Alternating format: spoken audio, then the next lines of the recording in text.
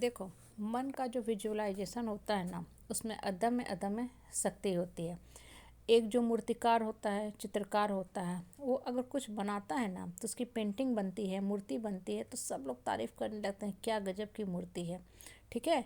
लेकिन जो बनाता है ना, उसमें उसकी मन की शक्ति लगी होती है, उसका विजुअलाइजेशन पावर लगा होता है। वो बैठ के घंटों घंटों देर सोचता है, चिंतन करता है, फिर उतना सुंदर मूर्ति बनाता है, पेंटिंग बनाता है। या कोई शिल्पकार होता है, या कोई बहुत बड़ी चीज़ का निर्माण होता है ना, या कोई साइंटिस्ट से कोई चीज़ डेवलप करता है। कैसे करता है, वहाँ पे उसकी विजुअलाइजेशन पावर जो होती है, शक्ति होती है, वो समाहित होती है। और वो जो कंटिन्यूअस जो थॉट्स होते हैं ना, वही एक्चुअल में मूर्ति के रूप में, पेंटिंग के रूप में आपके सामने आते हैं। अब देखो, इस चीज़ को अपने लाइफ के साथ भी कोरिलेट करोगे ना, तब आपको पता चलेगा कि आपके मन के अंदर कितनी शक्ति भरी हुई है। बहुत लोग घर बैठे कहते हैं ना कि एकदम भगवान की अनुभूति हुई। भगवान की अनुभूति मतलब क्या? भगवान आपके सामने अस्त्र रूप लेके खड़ा नहीं होगा। वो किसी की कल्पना है, जो हम लोग फोटो में देखते हैं भगवान का ऐसा चित्र है, ऐसा मूर्ति है, वो भी किसी की कल्पना है। लेकिन वो डीप थिंकिंग का नतीजा है।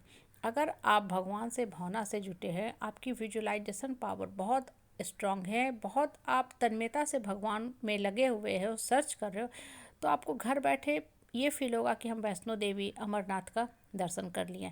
लेकिन अगर वो भावना नहीं है, तब आप अमरनाथ चले जाओ, वैष्णो देवी चले जाओ, पहाड़ों की देवी के पास चले जाओ, वहाँ जाके भी आप खाली हाथ लौटोगे, आपको वो फीलिंग नहीं आएगा। बहुत लोग होते हैं ना, अरे इतना लंबा किलोमीटर जर्नी किए, थक गए, लेकिन हमको वो फीलिंग नहीं आया। पता नहीं लोग क्यों जाते हैं दर्शन करने इतना लंबा।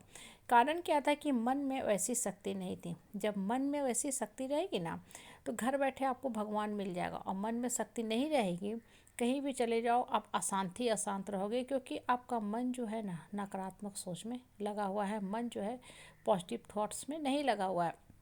इसलिए बच्चे को भी क्या बोलते हैं, अगर तुम पढ़ाई कर रहे हो, कोई समस्या का हल तुमको नहीं मिल रहा, मैथ्स का, फिजिक्स का, तो मन को शांत करके उसके बारे में सोचना शुरू करो। और फिर देखो, जब बच्चा शांत मन से सोचता है ना, तो उससे हल निकल जाता है। बहुत बार बच्चा होता है ना, पढ़ रहा उस समय वो उसका मन थक जाता है, ऊब जाता है, तब वो बनाता है तो उससे हल नहीं निकलता है। तो उसको क्या बोलते हैं, थोड़ा सा रेस्ट कर लो, आराम कर लो, फिर से सोचना शुरू करना।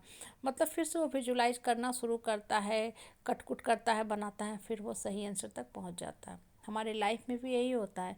जीवन की समस्या से आप बहुत उलझे हुए हो। बहुत बार होता है ना, आपको हल नहीं मिलता, आप परेशान हो जाते हो, मन आपका खिन्नता से भर जाता है। आप इनफैक्ट भगवान को भी कोसने लगते हो कि भगवान सिर्फ मेरे साथ ही अन्याय कर रहा है। हम सब काम करते हैं, लेकिन फिर भी हमसे सफलता दूर है, सफलता नहीं मिलती है, पता नहीं मैंने क्या किसी का बुरा किया। बहुत से इस तरह की बातें जो होती है ना, आपके दिमाग में बहुत तीव्र गति से दौड़ने भागने लगती है। और कभी कभी तो होता क्या है कि आपको भगवान से भी विश्वास उठने लगता है। नॉर्मल बात है, एक नॉर्मल इंसान है, आखिर भाई कब तक इंसान बर्दाश्त करे। लेकिन थोड़ा देर ना, जब भी इस तरह की भावना आना शुरू होना, स्थिर बैठ जाओ, शांत मन से बैठ जाओ, और फिर से सोचना शुरू करो, कल्पना करना शुरू करो, विजुअलाइजेशन करना शुरू करो कि ऐसे ऐसे हल हम निकाल रहे हैं।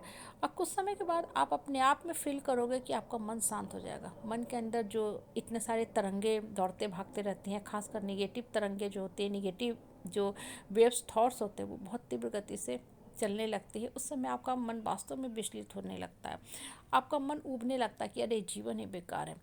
जीवन बेकार नहीं है। थोड़ा सा शांत बैठ के ना, आपको और गहन चिंतन की ज़रूरत है। और गहन चिंतन के लिए हम ध्यान लगाते हैं, मेडिटेशन करते हैं। मेडिटेशन का ये मतलब नहीं है कि हर समय हम बस चिंतन में ही लगे रहें। मेडिटेशन का मतलब है कि जितना देर हम बैठ रहे हैं ना, उतना देर उस समस्या के बारे में फोकस करेंगे कि हमको क्या क्या जीवन में चाहिए। ठीक है, मेरा बच्चा को कैरियर पकड़ना है, कौन सा करियर उसके लिए सुटेबल रहेगा। बहुत ज़्यादा अगर इन्फॉर्मेशन भी हम सर्च कर रहे हैं, तो वो इन्फॉर्मेशन हमें कंफ्यूज कर देता है। हमको मन को शांत करना है कि कौन सा सुटेबल कैरियर है जिसको पकड़ के मेरा बच्चा आगे जा सकता है। और जब आप शांत भाव से बैठोगे ना, तो आपको खुद में फील होने लगे कि हाँ, भगवान सचमुच है, हमको भगवान गाइड कर रहा है। इसलिए बोलते हैं ना कि जब हम लोग शांत मन से रहते हैं ना, तो अंतरात्मा से आवाज़ आने लगती है। और अंतरात्मा की आवाज़ जो होती है ना, वही रियल भगवान की आवाज़ होती है, जो आपको एक्चुअल में गाइड करता है। इसलिए ये जो जगत की भीड़ भाड़ है, नकारात्मक बातें हैं ना, उससे अपने आप को अलग करो, शांत करो, विजुलाइज करो भगवान आपके सामने, और आपका हर समस्या का जो है अंत होके ही रहेगा।